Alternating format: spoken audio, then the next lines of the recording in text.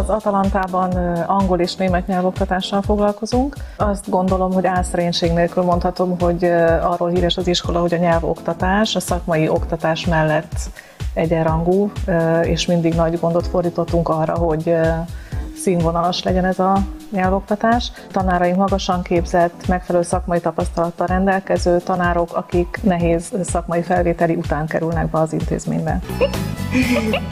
A tanárok is úgy tudnak hozzánk viszonyulni, hogy tényleg ez a családias, több idő jut mindenkire. Kiváló a tea a büfében.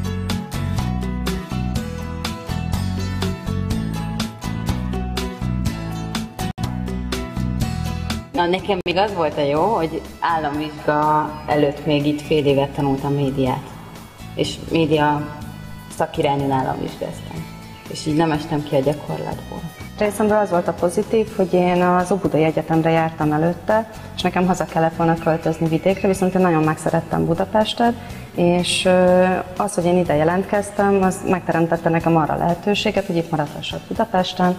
Most már dolgozom is, pénzem is van, tehát albérletbe lakom, úgyhogy most már nem megyek haza. Azért jöttem az Atalantába, mert azt gondoltam, hogy a kommunikációs végzettségemhez, mint újságíró, egy ilyen kiegészítésképpen ez nagyon jól fog jönni. Diákbarát. Azt gondolom, hogy jó. Hát a média azért nekem eléggé vonzó volt. Tehát egy ember a médiában dolgozott, szerintem az egy kicsit nagyon jó érzéssel tölti el. A média az egy olyan szakma, ahol az egy viszonylag szűk réteg, és számít az, hogyha az embernek van papírja szerintem. Nekem az iskolában azt tetszett igazán, hogy olyan dolgokat tanultam, amiről azt hittem, hogy tudom, és rájöttem, hogy nem. Tehát mindenképp az embernek megadja egy kicsit magabiztosságot.